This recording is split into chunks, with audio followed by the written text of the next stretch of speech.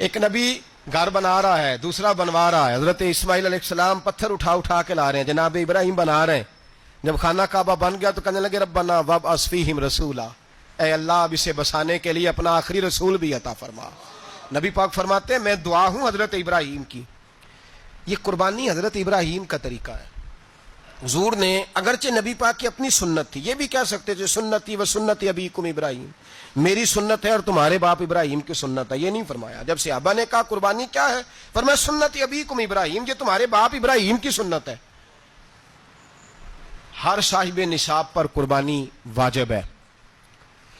جو زکوٰۃ کا نصاب رکھتا ہو اس پر قربانی واجب ہے، یعنی ضروریات سے زیادہ اتنے پیسے، جتنے پیسوں سے زکوٰۃ فرض ہوتی ہے اتنے پیسے جس آدمی کے پاس قربانی سے پہلے پہلے آ جائیں اس آدمی پر قربانی کرنا واجب ہے.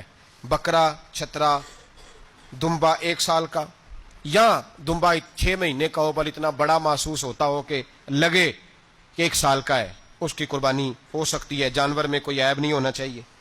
اتنا کمزور نہ ہو کہ ذبح جہاں اسے کرنا ہے وہاں وہ چل کے جا نہ سکے، اتنا کمزور جانور نہ ہو. اس کے اندر بظاہر کوئی اتنا بڑا نقص نہ پایا جاتا ہو، کانا نہ ہو، لنگڑا نہ ہو، کوئی اس کی ہاتھ نہ کٹے ہوئے ہوں، ایسا نقص جو واضح ہو. بکرا 1 سال کا، گائیں اور بھینس یہ 2 سال کی، اونٹ 5 سال کا.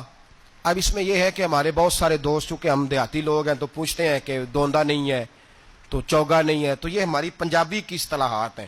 پنجابی کی شریعت اسلامیہ نے سال بتائے ہیں، یہ تو ہم نے اپنی آسانی کے لیے یا دیہاتوں میں جو ماحول تھا اس طرح کا جانور لیں، خوبصورت جانور لیں. جو نصاب ہے وہ بھی میں نے آپ کو بتایا، لیکن ایک اور پہلو بھی ہے. نبی پاک صلی اللہ علیہ وسلم پہ زکوٰۃ کبھی فرض نہیں ہوئی، کبھی حضور پہ زکوٰۃ فرض نہیں ہوئی. نبی پاک صلی اللہ علیہ وسلم کے پاس اتنا سرمایہ کبھی اکٹھا ہوا ہی نہیں کہ زکوٰۃ فرض ہو.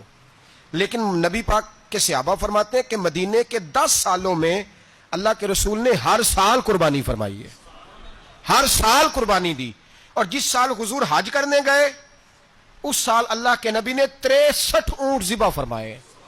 اور حضور صلی اللہ علیہ وسلم جب اونٹ ذبح کرنے لگتے نا تو صحابہ کہتے ہیں اونٹ خود دوڑ کے حضور کے سامنے آ کے لیٹ جاتا اور نبی پاک اسے ذبح کرتے اور فرماتے ہیں ایک دوسرے کو دھکے دیتے اونٹ کے، پہلے میں نے جانا ہے ذبح ہونے کے لیے، پہلے میں نے. انہیں پتا تھا کہ جو مصطفیٰ کے ہاتھوں ذبح ہوگا وہ تو دائمی زندگی پا جائے گا، یہاں بھی وہاں بھی زندہ. 63 اونٹ ذبح کیے. ایک اونٹ میں کتنی قربانیاں ہوتی ہیں؟ 7. اب 63 کو 7 سے ضرب دو گے تو کتنی بنے گی؟ اور پھر نبی پاک صلی اللہ علیہ وسلم نے 10 سال مدینہ منورہ میں قربانی دی ہر سال. اب وہ 63 اونٹ، ایک اونٹ میں 7 قربانیاں، ہر سال یہاں قربانی. اور مولا علی شیر خدا فرماتے ہیں نبی پاک 2 قربانیاں دیتے. میں نے کہا حضور 2 جانور ذبح کر رہے ہیں آپ، تو حضور نے فرمایا ایک میری طرف سے، ایک میری امت کی طرف سے، غریبوں کی طرف سے. اور حضرت علی کو حضور نے وصیت فرمائی تو 2 دیا کرے گا. یا رسول اللہ صلی اللہ علیہ وسلم میں غلام ہوں، خادم ہوں. حضور نے فرمایا علی ایک تو نے اپنی دینی ہے، ایک میری طرف سے دینی ہے. 2 قربانیاں. مولا علی نے بھی ساری زندگی 2 قربانیاں دی. حضرت علی بھی مال کے نصاب نہیں تھے، اپنا مکان ہی نہیں تھا، کوئی کاروبار نہیں تھا، کئی دن فاقے رہتے تھے، پر قربانیاں کتنی دیتے تھے؟